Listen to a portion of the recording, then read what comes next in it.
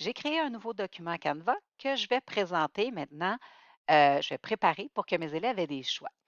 Donc, je vais aller dans les éléments, me chercher des images pour faire un visuel qui m'intéresse. Donc, par exemple, moi, je voudrais faire une en-tête. Je vais placer ça comme ça. Je pourrais la rapetisser un petit peu. Je vais aller dans les éléments de texte pour me mettre un titre. Là, je vais l'appeler la classe de Madame Vez. Je vais sélectionner ça et vous voyez qu'à chaque fois que je choisis un élément, en haut, j'ai toutes les options. Donc là, j'ai les couleurs, donc je vais le mettre blanc. Je pourrais changer l'écriture. Par exemple, je vais choisir cette écriture-là. Là, si je le replace ici, j'ai été l'agrandir, ouais, j'aurais pu le mettre un peu plus gros, je pourrais changer. Donc, toutes les options sont toujours en haut pour chaque élément. Je vais me reprendre un autre élément qui va être, par exemple, une barre ici, mais je vais aller changer sa couleur. Donc, la couleur, même façon, elle va être en haut. Je pourrais la mettre un petit peu plus épaisse, voilà. Donc, je peux choisir le visuel que je trouve intéressant. Ensuite, je vais me prendre un texte pour mettre ma consigne. Donc, je clique 3 fois, choisissez votre sujet de lecture. Dans ce cas-ci, j'imagine que je donnais un choix de texte pour faire une lecture. Et là, je vais offrir mes 3 choix. Donc, ce que je vous suggère, dans les éléments, je vais descendre en bas, prendre les grilles. Il y a plusieurs formats de grilles. Moi, je veux offrir 3 choix. Donc, je vais prendre celle qui a 3 colonnes. Mais là, il va me le mettre en pleine page. Ce n'est pas ça que je veux.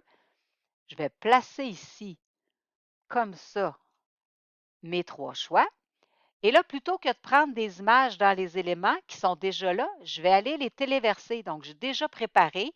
Je les ai pris sur Pixabay, qui est un site avec des images libres de droit. Donc, j'ai mes 3 images, mais elles ne sont pas de la même taille. Sauf qu'en les mettant dans cette grille, elles vont automatiquement prendre la taille de la grille, ce qui me permet d'avoir 3 images de la même grosseur, plus esthétique pour moi pour présenter ce que je veux.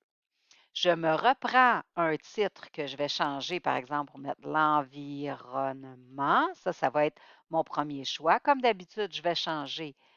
Ici, je vais changer mon texte parce que je le veux plus étroit. Voilà. Je retourne me chercher un autre texte.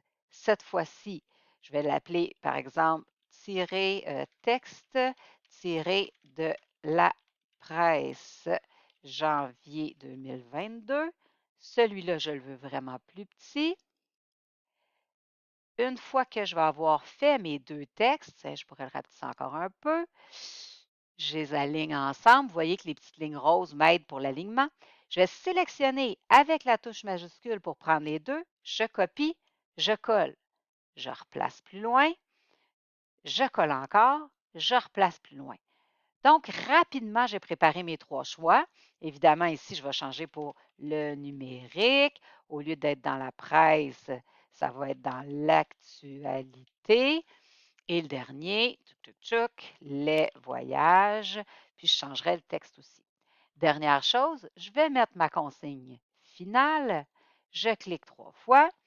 Voici le document de résumé de lecture à remplir. Je rapetisse un peu la taille de ce texte-là pour que ça tienne sur une seule ligne. Voilà. Et j'aurai terminé le visuel de mon image, de mon choix de tâche finalement. Une fois que le visuel est fait, je vais mettre mes liens. Donc, pour l'environnement, j'ai choisi un texte dans la presse. Je l'ai déjà ouvert, je l'ai préparé. Je sélectionne ici mon titre et je le copie, mon adresse, pardon. Et je vais venir la copier sur l'image. Vous voyez, en haut à droite va apparaître des options, dont celle pour mettre un lien. Alors, je colle mon lien, Enter. Je fais la même chose pour le titre. Je prends mon lien, je colle, Enter. Et dernière chose, je sélectionne tout ça ici. Je fais le lien, CTRL-V pour coller, Enter. Donc, que l'élève clique sur l'image, sur le mot ou sur le petit texte, ça va mener à la même place pour lui. Je ferai la même chose pour le numérique, la même chose pour les voyages. Finalement, j'ai préparé un document Word ici dans lequel l'élève va écrire ses réponses. Donc, il va me dire c'est quoi qu'il a choisi, l'environnement, les voyages ou l'autre, et il va faire son résumé de lecture. J'en profite pour lui mettre un petit lien. Voici la théorie vue en classe. Dans ce cas-ci, j'ai fait un lien vers AlloProf qui avait déjà de la théorie sur l'écriture d'un résumé. Donc, mon document est prêt. L'élève va écrire dans les zones qui sont vides. Et pour le partager, je vais dire que toute personne dispose d'un lien, mais moi, je ne veux pas qu'il ait le droit d'écrire dans mon document, sinon il va briser le mien. Donc, je le mets et juste en consultation, je copie le lien et qu'est-ce qui va arriver? C'est que l'élève va devoir l'enregistrer dans son compte pour pouvoir s'en faire une version. Donc, le document de résumé de lecture, je le sélectionne, je fais la même chose, je fais un lien, mais cette fois-ci, ça sera vers mon document à remplir. Donc, maintenant que mes liens seraient tous faits, j'ai terminé. Ma page est prête à être mise à la disposition des élèves. Alors, je vais la télécharger, mais je vais choisir le format PDF ici.